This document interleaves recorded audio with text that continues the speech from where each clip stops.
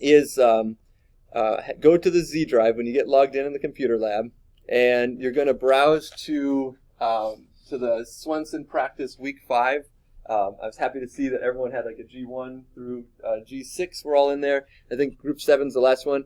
I've added a folder to each one of your folders called control. And in that control folder, you will find it's a CSV file, but it opens up as Excel. And it's formatted properly for what Pix4D is looking for. So all it wants, no headers. It just simply wants the easting, the northing, which is basically, well, the name of the GCP, the easting, the northing, and then the elevation of that GCP. And so I have all that put in there already. It wants it in the same coordinate system that we're using for the Pix4D project, which in our case is UTM zone 15. And so that's in there, and we'll use that later, but just so you know where to find it. We'll start up, well, let's get our files ready first. I'm just going to take all of Group 1's data for this demo. Group 1 did a good job because they have their photograph of the metadata sheet put right in there. So this is the way I want all the projects to look. Under your G1 folder, you'll have a subfolder there for images. All of your files that you downloaded from the drone should go in that folder. And then a second folder for control, and that's going to be where that GCP file is. And then at this root level is a good place to put that metadata. So I like how they have that organized. I'm going to go and put this, remember the first step is to go to your C drive. Remember that if we use the C drives in the computer lab, it makes it 20 times faster to process. That's a good thing. The downside is that it deletes those files if you don't remember at the end to move the files back. So that's the downside. Just don't forget to move them back. On my computer, I'm not using Deep Freeze, so I don't have to worry about that, but on the other computers, you do. So I'm just going to paste in the G1 files into my C drive.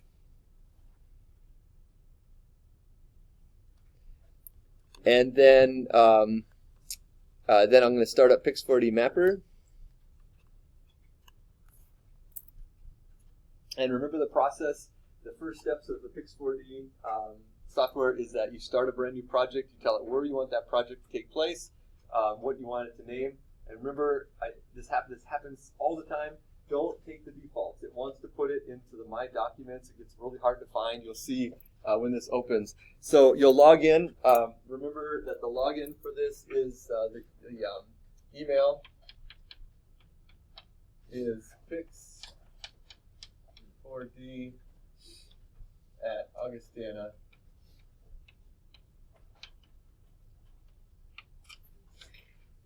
And then the password is going to be capital and then capital Augie. And then is it 1, 2, 3 exclamation point, I think. No, it's Augie GIS exclamation point, that's it. So Augie GIS exclamation point. So if you don't, I'll have that written on the front board. Everyone will use that same login though for this.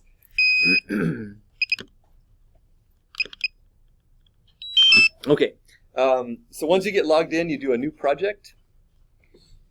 And then in here, we're going to call this one Swenson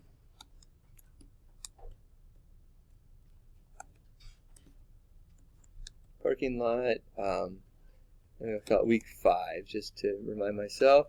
And then this is where you don't want to just accept the default here. It's going to create it in users and then documents, this one. We want this to go to the C drive where we put the G1 folder. And so I'm going to click there, go to the C drive, and then go to my GIST 375 folder. I'm just going to click once on the G1 folder and do select. So this is the way you want this to look. Swenson Parking Lot week 5, and then you may or may not have a GIST 375 folder here. You could just have the G1 or G2 folder right at the C level. That's fine. But once you have this looking like this, new project is what we want. We're going to go to next. We add our images. The convenient thing is if we set this up right, it's going to automatically pick from the C GIST G1. And so in that images folder where you'll find all the images then, and then just do Control-A to select them all, and then open. Brings in all those files. When you get to the next screen, this is where your obligation as the operator is just to make sure everything looks right. You want to see that there's a little bit of variety in the coordinates. They're not all the same. That would be suspicious if they're like duplicates of each other. Each one has to have slightly unique values. And we want to see that the altitude in meters is roughly what it should be when the drone was flying. And again, in meters around here, you'd expect to see between 200 and 300 meters above sea level. This 1.25, and they're all like, or 1.2 even, is not true. This is just something, artifact, something weird that the metadata is just not being brought in from the photos, or the DJI errors, or the Mavic errors, which aren't recording it properly. One or the other.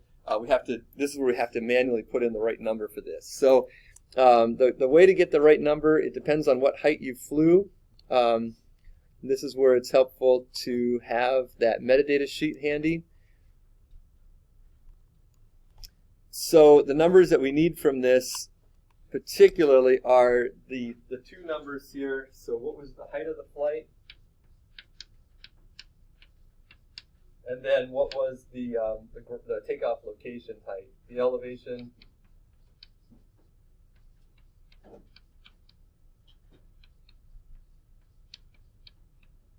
and then those two added together, and we need them both in meters for that. So it's going to be we recorded the day in the field, and that's where it's important that you log this when you're actually out doing it. This is going to be 205.6.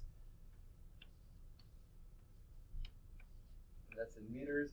And then we want the flight height in meters. And so if we did 150 was what our flight height was. So 150 and then divided by 3.281 to convert to meters, that ends up being 45.7 meters. And so we end up with, when we do the math on that, 251.3 is the altitude of the, and that's in meters. So that's the number that we want to replace. Everybody, let's remember doing that last time and feel that's going to be okay. So that the way this works then, we'll close this out, come back to Pix4D, and we have to right click on the very first number here and then use the option for edit all altitudes and type in that number. When you hit return, it actually advances you to the next screen, so just come back and make sure that all those numbers have been updated. So remember that when the drone is actually flying, it flies up to that altitude, and we don't have a smart flight happening, it's just a single plane, and so the drone should roughly be at that altitude the whole time. And so we can have as a constant value for the altitude. Any questions about that before we move on? So each one of your numbers, your groups, if you flew at 175 or at 125, you would then take that 205, convert to meters, and then use that value to do the adjustment. All right. By the way, if you're flying with a Phantom or with our Mavic Pro, it'll bring in the actual elevations, and you don't even have to the altitudes. You don't have to manually switch that. It's just the errors that are causing us that problem. The default here is the UTM Zone 15. We can take that default. We've seen all of this before. This is repeat from last time. We want to pick the 3D map, the very top one, the standard 3D map. It has all the parameters that we want. And this is kind of the moment of truth, is when you hit the next button on there and it plots your points relative to a base map, a base aerial photo. And for group 1 anyways, the drones have been glitching a little bit. It seems to have dropped maybe 2 photos, but that's not going to cause us too much problems. If it dropped a bunch of photos, that's a bigger problem, like half of them or so. We saw one time on last week that one of the groups, it sort of skewed all the data. It was really weird. So if you see something like that, let me know. But otherwise, this looks sufficient. It looks like it may have dropped a photo over there as well.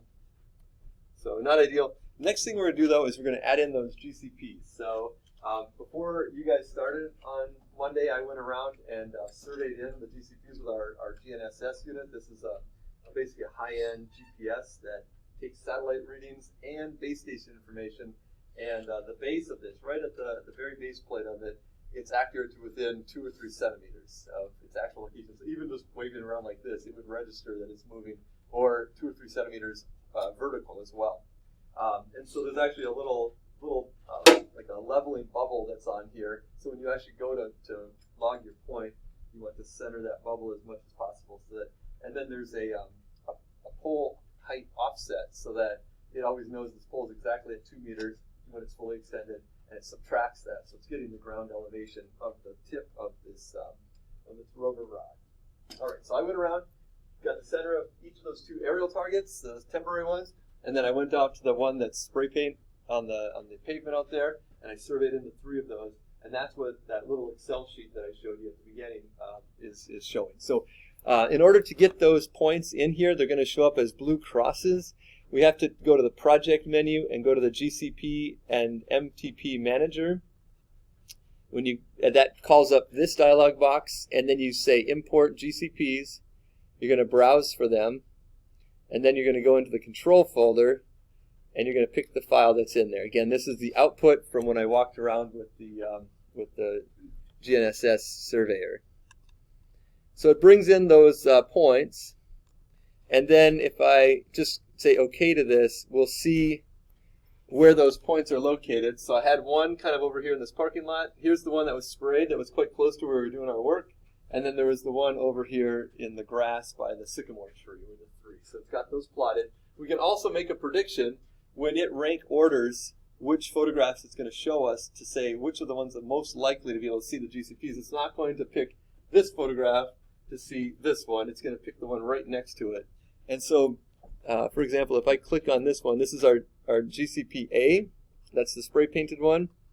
And if I look at the nearest picture to it, that nearest picture to it is 0016. And this just gives us a little snapshot of what that photo looks like. But that spray painted GCP, I guess you can kind of see it right in there. It's kind of in the shadows, so it's a little hard to see on the day we are flying. Okay, so the next step is that kind of Where's Waldo effort that you're going to go through. You're going to mark at least 3, better to get 5 if you can, photographs where you're tagging the center location of the GCPs. So we're going to take them one at a time. We have 3 GCPs, so you're going to mark, let's say, a total of 15 points. Will be one of the first tasks. Well, I'm skipping a step because I also like to do a processing area, so I'm going to go ahead and draw that real quick first. You saw that last time. So remember with this, it's regular left clicks to make your bounding box. I'm going to take it over to here. And then a right click to finish. So I've got that now. To go to the, we're going to go back to the GCP manager. And then an option that's towards the bottom here, we're just going to use the basic editor. There's a RayCloud editor also. We're just going to go with the basic editor. And what this brings up is a dialog box that looks like this. It's too bad that as it expands out, you can't get this picture to be bigger. It's just clunky. So what it's starting off with is, everybody see at the top up there, it's GCP-A is the one it's starting with, but I can choose whichever one I want. I could start with GCP-1, which is the one over in the quad, or I could do GCP-2, which is the one over by the parking lot by John Deere. So let's just start off with the spray painted one, the GCP-A. And remember when I did that little check? Photo number 16 was the one that was closest to it. And notice that in this list that it built here, photo 16 is the first one that it presents me with. So it's saying, this is the one most likely, somewhere towards the center of this one you'll find it. So I'm going to go ahead and go with that. The way this works is if you use the roller on the mouse, it will zoom in. And so I'll zoom in. And if you push and hold the regular left click, you can pan around this scene. And because everybody see that, you can start to see that GCP is coming into focus. And at some point it gets a little pixelated. It actually, as you're adding the control point, click and hold will pan, and then a single click will drop the point. So if I accidentally dropped it over here, that's not the center of that mark. No problem. If you click it again, it'll just update its location. So you just like to put into the center of that center box where that GCP is. When you get that, notice that this photo number 16 went from gray to green or black to green. It means that you've logged it. So then you can go down to the next photo, and photo 17 also should be pretty close. I can roll in and then pan around to see if I can find it. There it is. And you can see this goes pretty fast once you get the hang of it and you kind of know where it is. You can just click to the next one. So getting 5 of these is not very difficult. The closer in that you are when you take it, now here, it looks like, is that kind of obscured by that branch? So if you get to one you can't see it, just move on. This one we should be able to see it again. Oh, by the way, I was about to say, the further in you're zoomed in, the more it thinks you're confident. It takes into account that if I was to mark the point back at this level, it would weight that one less heavily than if I've zoomed in very, very close on it. So keep that in mind.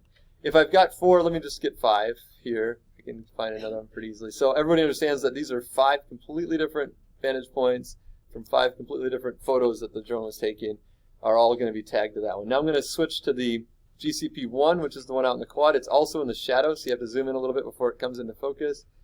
That would be a good zoom level right there. I had surveyed in that very center point, so again, same thing goes here. Keep in mind that when the drone, my drone, or the drone that was flying for Group 1 was flying on these north-south flight paths, and so some of these will have it where the one, like north is up on these photos, and then some will north is down on the photos. So just, you'll see as it turns the corner, I think this one, no, let's see if this one, I forget. Yeah, this one is turned the corner, so now it's going to be upside down, relatively speaking, but it's the same point that you want to mark. It's just a different perspective. I think everybody gets the hang of this, so I will do this. Now, notice the one, I'm going to click OK on this. We can lock those in, always come back to it. So the way that Group 1 designed their autonomous flight, they didn't go very far over into the parking lot here, so some of it's totally fine, but we may not see this GCP for very many of these photos. These others where the GCP is nested inside of lots of pictures, we're probably able to see that same GCP from a good number of these pictures here, likewise a good number of pictures here. But for the Group 1, the way they have this one set up, it's outside of their study area, so maybe in a kind of an oblique way from some of these nearby shots, we might see it kind of at the edge of the picture somewhere. So let's take a look at that. The shortcut to get back into that GCP manager is this little button right up top here, and then you just simply go back into the basic editor. When you get in here, it's left me right where I had left off last time. I'm going to go to the GCP-2 now, and notice that when this one was flying,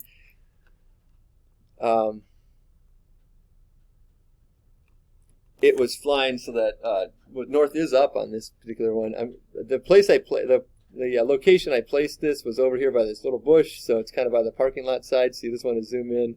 So that one is visible in this particular photo. It's fine. Go to the next one. That was photo number 2. It's also going to be by this little bush. Let's see if we can find it in another one. Yeah, it looks like it's going to be in this one too. So at least for this group, there's going to be at least 3 photographs, but I doubt once we get much further, yeah, it's outside of the photograph on this one, outside of the photograph on this one. So this, we only end up with 3 photographs where we can see this. This is the point I also want to highlight the issue that I was talking about before. The photographs that were taken with this flight plan were a single grid, and so they're all straight down looking. And so the order they show up in this list over here is the most likely, the further down this list you get, the least likely you're going to find them. That's not the case with a double grid.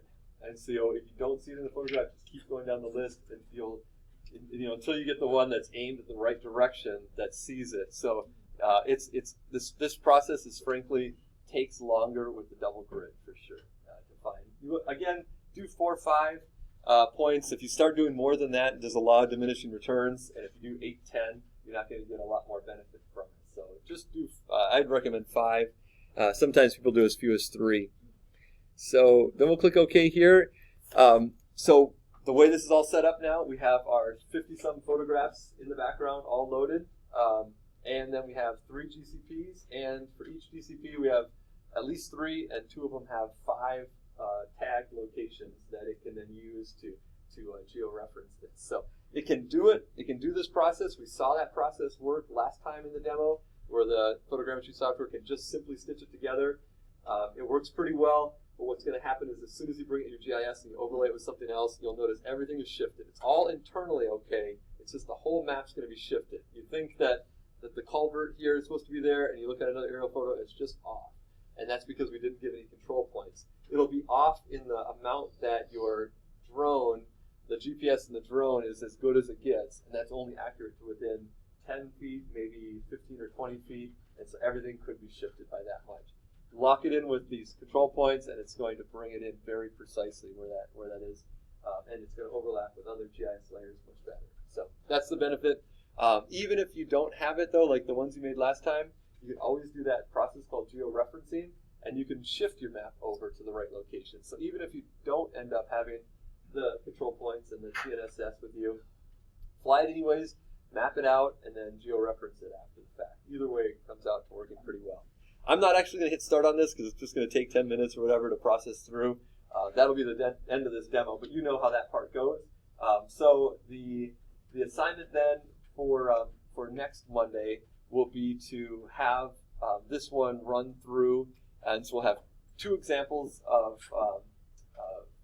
having run running the Pix4D mapper software, the photogrammetry, one at Lincoln Park without GCPs, and this one with GCPs.